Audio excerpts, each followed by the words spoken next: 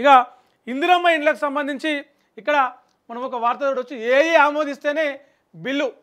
ఇందిరమ్మ ఇండ్ల పథకంలో ప్రకటబందీ ప్రణాళిక, అవకతవకలు జరగకుండా ప్రభుత్వం జాగ్రత్తలు.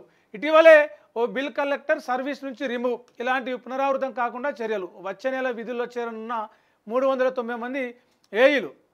అంటే ఇండ్లు మంజూరు చేసే విషయంలో కావచ్చు, ఇందిరమ్మ ఇండ్లకు సంబంధించిన బిల్లులు ఏవైతే ఉన్నాయో ఆ బిల్లులు శాంక్షన్ చేసే విషయంలో కావచ్చు, ఎలాంటి అవినీతి జరగకుండా, అంటే లంచాలు ఇస్తేనే, చేతి తడిపితేనే బిల్లు రిలీజ్ చేస్తామని చెప్పేసి, లేదంటే మధ్యవర్తులు, దళారులు, బ్రోకర్లు, ఏజెంట్లు మేము బిల్లులు ఇప్పిస్తామని చెప్పేసి అటు అధికారులతోటి కుమ్మక్కై ప్రజల నుంచి డబ్బులు తీసుకోవడం, వాళ్ళని మోసం చేయడం, అనర్హులకు ఇందిరమ్మ ఇల్లు వచ్చేలాగా, ఇందిరమ్మ బిల్లులు మంజూరు అయ్యేలాగా ఆ పైరవీలు చేయడం అనే దానికి చెక్ పెడతందుకు గవర్నమెంట్ ఒక చర్య తీసుకుపోతూ ఉంది. అదేంటంటే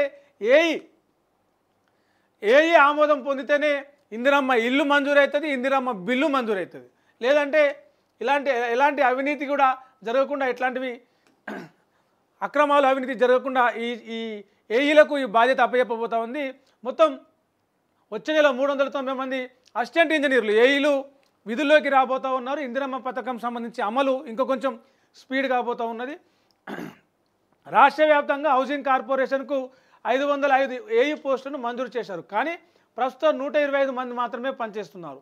వీరిలో చాలామంది వరకు ఈ ఏడాదిలో రిటైర్ కాబోతున్నారు. దీంతో ఆ సంఖ్య మరింత తగ్గనుంది.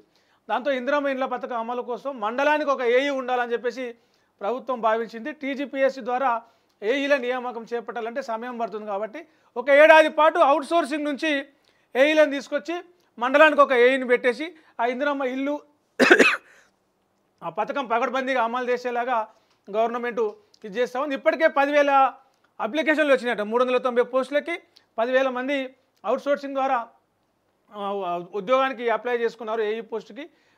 మరి అందులో కొంతమందిని ఫిల్టర్ చేసి వాళ్ళ సర్టిఫికేట్ వెరిఫికేషన్ చేసి అర్హతలు, అనుభవము అవన్నీ చేసి వారికి ఫైనల్గా ఒక నియామక ఏదైతే 390 మంది సెలెక్ట్ అవుతారో వాళ్ళని వచ్చే నెల ప్రకటించే అవకాశం ఉంది. ఇక ఏమున్నా కూడా వాళ్ళకు ఒక ట్రైనింగ్ ఇచ్చి ఇందిరమ్మ ఇల్లు, ఇందిరమ్మ బిల్లు మంజూరు కావాలంటే వాళ్ళ నుంచే ఆమోదం పొందాలి. మరి ఇలా అవుట్సోర్సింగ్ కాబట్టి కొంత అక్రమాలు, కొంత అవినీతి జరిగే అవకాశం ఉంది.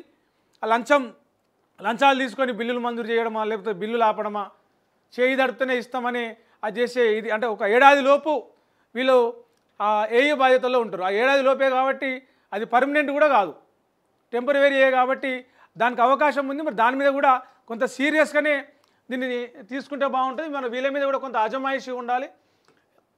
నెలకు 33,000 జీతం వీళ్ళకి ఇస్తారట. ఇంజనీరింగ్, సివిల్ ఇంజనీరింగ్ పూర్తి చేసిన వారికే ఈ మెరిట్ ఆధారంగా సెలెక్ట్ చేస్తారట. మరి ఈ మొదటి విడతలో ఇప్పటికే ఇందిరమ్మ ఇండ్లు ప్రారంభమైన 70,000 మందిని ఎంపిక చేసిర్రు. 63,000 మందికి ఇప్పటికే మంజూరు పత్రాలు కూడా అందించారు. అయితే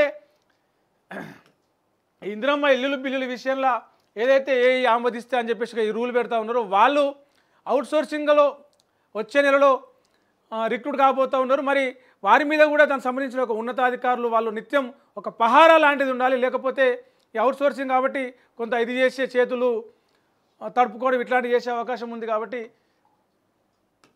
కొంత సీరియస్గా ఎలాంటి అవినీతి అక్రమాలు జరగకుండా ఏదైతే ఉద్దేశంతో వీళ్ళని రిక్రూట్ చేసుకుంటున్నారో ఆ ఉద్దేశం పూర్తిగా ఫుల్ఫిల్ అయితే బాగుంటుందని చెప్పేసి జనాలు అనుకుంటున్నారు. రైట్. నిన్న విబిఐటీలో సంబంధించిన అమ్మాయిలు వాళ్ళ నగ్న వీడియోలు వాళ్ళు తీసిరని చెప్పేసి కొంత ఇది చేసిరు. కేసు నమోదైంది, విచారణ కూడా చేస్తే